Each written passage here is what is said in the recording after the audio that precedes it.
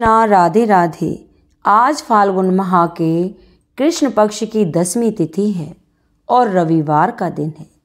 तो आज आपने सुनेंगे रविवार के दिन सुनी जाने वाली संपूर्ण कथा।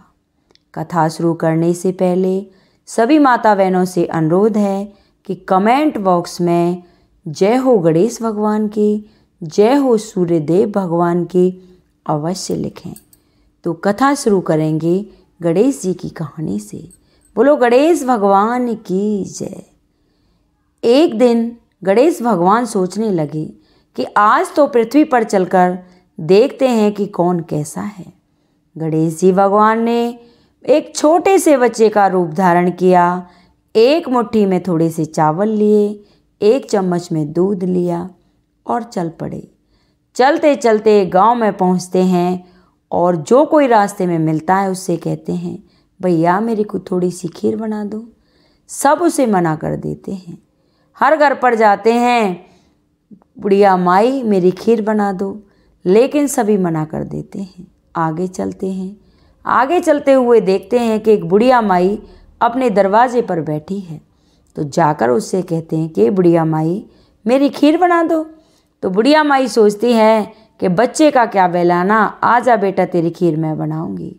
यह बात कहकर अंदर जाती है और एक छोटा सा पतीला ले आती है और कहती है, बेटा अपने चावल और दूध इसमें डाल दो, मैं तेरी खीर बना दूंगी। तो गणेश भगवान कहते हैं, अरे बुढ़िया माई मेरी खीर इसमें नहीं बनेगी, इस मेरी खीर को बनाने के लिए तो बड़ा सा पतीला चाहिए। तो बुढ़िया माई कहती है, बेटा हम गरीब आदमी हैं, हमारे पास इतना बड़ा पतीला नहीं है। तो कह बुढ़िया माई तूने कहा था खीर बनाऊंगी तो पड़ोस से मांग ला। अब तो बुढ़िया माई पड़ोस के पास जाती है और कहती है, अरे बहन एक पतीला दे दो। वहाँ से लेकर आ जाती है। जैसे ही गणेश जी महाराज उसमें चम्मच का दूध डालते हैं, पतीला भर जाता है और जो मुट्ठी के चावल थे वह डाल देते हैं। अब बुढ़िया माई से कहते हैं, बुढ़िया माई ये खीर चूल्हे पर नहीं बनेगी, इसको बनाने के लिए तो बड़ी भट्टी की ज़रूरत है। बुढ़िया माई कहती है, बेटा हम गरीब आदमी हैं, हमारे पास कुछ नहीं है, किसी को बुला के लाऊंगी तो वो हमारी हंसी करेंगे और मैं तेरी खीर चूल्हे पे ही बना दूंगी। गणेश जी महाराज हट पड़ जाते हैं। बुढ़िया माई फिर पड़ोस में जाती है और एक लड़के को बुला के लाती है।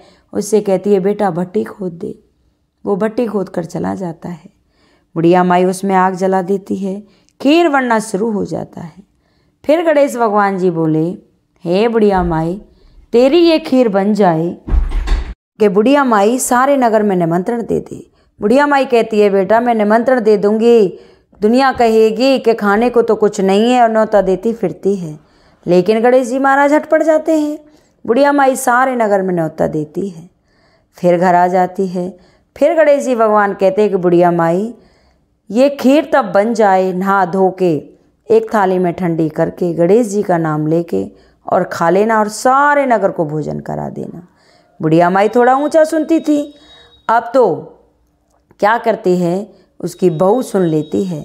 अब सुनते ही बहू सोचती है खीर बनना शुरू हो गया है, सारे नगर वाले भोजन करने के लिए आएंगे। उसने क्या किया, फटाफट नहाई धोई, एक थाली में खीर ठंडी की और गणेश जी भगवान का नाम लेके खा के और अंदर ही थाली रख दी और खुद सो गई। अब तो सारा नगर भोजन करके चला गया, लेकिन बुढ़िया माई वहीं बैठी रही।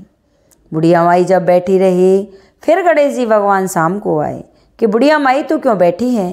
कि बेटा तूने खीर बनवाई थी और तूने खाई नहीं और सारे नगर ने खा ली, तो मैं कैसे करती? तो बुढ़िया माई से गणेश जी भगवान कहते हैं, अरे बुढ़िया माई मैंने तो सुबह ही खा ली। कि कब के तेरी बहू ने खिला दी? कि मेरी बहू तो मेरे बिन खाती नहीं है। कि चल दिखाता हूँ। अब तो बुढ़िया माई को अंदर ले जाते हैं, थाली दिखाते हैं। गणेश जी भगवान तो दोनों में लड़ाई होती है कि तूने मुझसे कहा भी नहीं और सबसे पहले खीर खा ली। तो गणेश भगवान कहते, बुढ़िया माई लड़ मत, तेरी बहू पेट से है और कुछ दिन बाद तेरे यहाँ नन्ना मुन्ना मेहमान आने वाला है। जो औरत पेट से होती है वो सबसे पहले भोग लगा के खा ले, उसमें कोई दोष नहीं होता। और जो औरत की गोदी में बच्चा होता है वो सबसे पहले अगर भोग लगा के भगवान का खा ले, उसमें भी कोई दोष नहीं होता कि दोनों ही माता होती हैं और उन दोनों को भूख लगती है। तो गणेश जी महाराज से बुढ़िया माँ कहने लगी कि बेटा इस खीर को जितना खिलाते हैं उतना बढ़ जाती है, अब क्या करें, कैसा कर इसको चौक में गड्ढा खुदवा के और दबा दे। बुढ़िया माई ने ऐसा ही किया। अब तो इधर इसका बेटा जो था देश परदेश गया हुआ था वो आता है। अब सारे लोग उससे कहते हैं अरे तेरी माँ ने बड़ी यज्ञ की है, तेरी माँ ने बड़ा भंडारा लगाया है। वो कहता है कि देख हम गरीब आदमी हैं तो दुनिया हमारा कोई ऐसा मजाक उड़ाती है, अगर यही बात किसी पैसे वाले से कही जाए तो 2 मिनट में मुंह तोड़ दे। अब तो यह सोच के वो घर आ जाता है और अपनी माँ से कहता है माँ तूने कोई यज्ञ की थी? तो माँ कहती है बेटा मैंने नहीं की, एक लड़का आया था पता नहीं कहाँ से, उसी ने करवाई। कि बुढ़िया माँ ए माँ कुछ प्रसाद हो तो मुझे भी दे दे। तो बुढ़िया माँ ये कहती है कि बेटा प्रसाद तो इतना था कि पूछे मत, मैंने इस गड्ढे में दबा दिया, अगर तेरे भाग से कोई चावल का दाना निकल आए तो उसको खोद ले। अभी उसी प्रसाद की भावना से उसने खोदना प्रारंभ किया। खोदता है तो उसमें तो हीरा जवाहरा सोने चांदी निकलना शुरू हो जाते हैं। अब तो बुढ़िया माई और उसके बेटा बहू सब माला माल हो जाते हैं, उनकी खुशी का कोई ठिकाना नहीं रहता। हे गणेश भगवान, जैसे आपने उस बुढ़िया माई को दिया वैसे ही मेरी कहानी सुनने वाले की, हुंकारा भरने वाले की व उनके पूरे परिवार की, सभी की मनोकामनाओं को पूर्ण करना और जो भी इच्छा वो रखें उन सभी की पूर्ति करना। बोलो गणेश भगवान की जय। अब अगली कहानी सुनेंगे सूर्यदेव की। बोलो सूर्यदेव भगवान की जय। एक ब्राह्मण था, वह सूर्य भगवान का परम भक्त था। रोजाना नहाता धोता, कहानी कहता और सूर्य देव की पूजा करता। पर वह ब्राह्मण कमाई के नाम पर कुछ भी नहीं करता था। ब्राह्मण घर में रहता तो ब्राह्मणी बार बार कमाने के लिए कहती और कहीं बाहर जाता तो अड़ोसी पड़ोसी उसे निकम्मा कहकर चढ़ाया करते थे। तो उन सब के ताने सुन सुनकर ब्राह्मण परेशान हो गया और एक दिन वह नहा धोकर अपनी पूजा की सामग्री लेकर जंगल में चला गया और वहाँ पर एक सूखे पीपल के पेड़ के नीचे बैठकर पूजा पाठ करने लगा। पूजा पाठ करने के बाद में सूर्य भगवान की कथा कही। वहीं पीपल के पेड़ के पास एक सूखा तालाब था, उसमें थोड़ा पानी था। वहीं उसने पानी से लोटा भरकर सूर्य भगवान को जल चढ़ाया। जैसे ही ब्राह्मण ने सूर्य देव को जल अर्पित हुआ, जल वह पूजा का जल बहकर पीपल और सूखे तालाब में आ गया। जल के वहां जाते ही सूखा पीपल हरा भरा हो गया और सूखा तालाब भी साफ पानी से भर गया।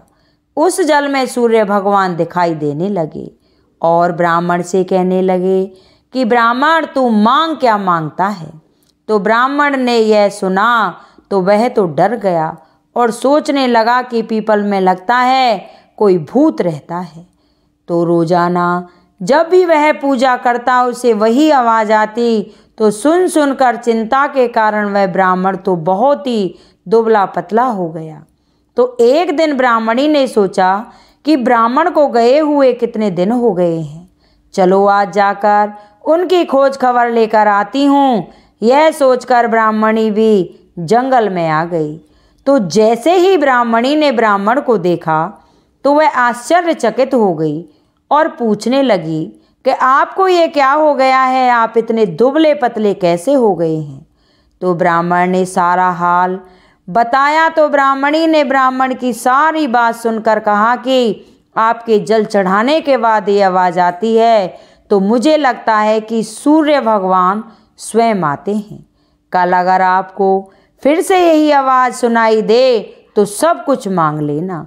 तो ब्राह्मण ने कहा कैसे मांगूं, मुझे तो कुछ मांगना नहीं आता, कुछ कहना होगा तो मैं तो भूल जाऊंगा।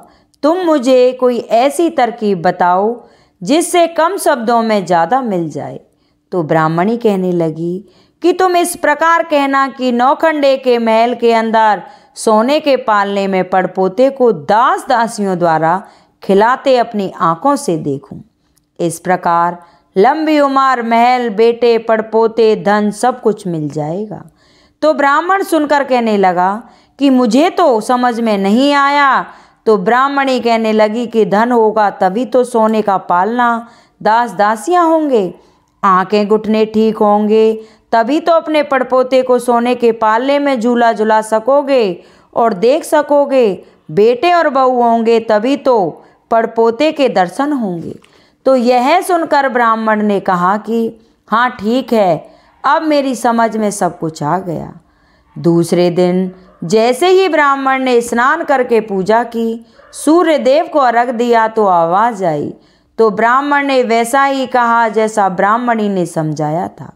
तो सूरज भगवान ने कहा कि देखने में तो भोले भाले लगते हो, फिर भी एक ही बार में सब कुछ मांग लिया। फिर भी तुमने जो भी मांगा है वो तुम्हें अवश्य मिलेगा। जा, तेरी हर इच्छा पूरी होगी। तो ब्राह्मण इस तरह का आशीर्वाद पाकर खुशी खुशी घर की तरफ चल पड़ा। घर आया तो देखा कि फूटी टूटी झोंपड़ी की जगह एक नौखंडा महल खड़ा था। दास दासी आ जा रहे थे। ब्राह्मण ने कहा कि यहाँ मेरी टूटी सी झोंपड़ी और एक बूढ़ी ब्राह्मणी रहती थी, तो वो कहाँ गई? उसी समय एक सुंदर औरत गहनों और सुंदर कपड़ों से सजी हुई बाहर निकलती है और ब्राह्मण से कहती है, आ जाओ स्वामी, यह अपना ही घर है। सूर्य भगवान ने तुम्हारी सारी मनोकामनाएं पूर्ण कर दी हैं। तो ब्राह्मण ने कहा कि हम इतने धन का क्या करेंगे? तो ब्राह्मणी ने कहा, धन से क्या नहीं होता, दान पुण्य करेंगे, यज्ञ करेंगे, होम करेंगे, भूखों को भोजन करवाएंगे, प्याऊ लगवाएंगे, धर्मशालाएं बनवाएंगे। तो ब्राह्मण ने ब्राह्मणी के कहे अनुसार वैसा ही किया। तो थोड़े समय में सारी प्रजा ब्राह्मण की गुणगान करने लगी। तो यह सब बात राजा तक पहुंची। राजा ने सुनकर उस ब्राह्मण को बुलाया और पूछा कि कल तक तो आपको खाना भी नहीं मिलता था, आज ये धन कहाँ से आया? कहाँ पे चोरी की या डाका डाला है, वह क्या कुछ किया है? मुझे सब कुछ सच सच बताओ। तो ब्राह्मण ने कहा, महाराज, ना तो मैंने चोरी की और ना ही डाका डाला है, यह तो सूर्य भगवान की कृपा से मुझे प्राप्त हुआ है। यह कहकर ब्राह्मण ने सारी बात राजा को बता दी। तो राजा ने कहा, हे ब्राह्मण देवता, मेरे भी पुत्र नहीं है, अब आप मुझे बताओ कि अब मुझे क्या करना चाहिए। तो ब्राह्मण ने राजा को सूर्य भगवान की पूजा की विधि बताई। राजा ने वैसा ही किया। राजा के घर 10वें महीने सुंदर पुत्र ने जन्म लिया। तो सारे लोग सूर्य भगवान की जय जयकार करने लगे। सूर्य भगवान, जैसे आपने ब्राह्मण और राजा की मनोकामना पूर्ण की, वैसे ही सबकी करना। कहानी कहने वाले की, कहानी सुनने वाले की, हुंकारा भरने वाले की व उनके पूरे परिवार की। बोलो सूर्य नारायण भगवान की जय। आपको हमारी यह कहानी कैसी लगी कृपया कमेंट बॉक्स में ज़रूर बताएं और कमेंट बॉक्स में सूर्य भगवान की जय हो अवश्य लिखें। राधे राधे।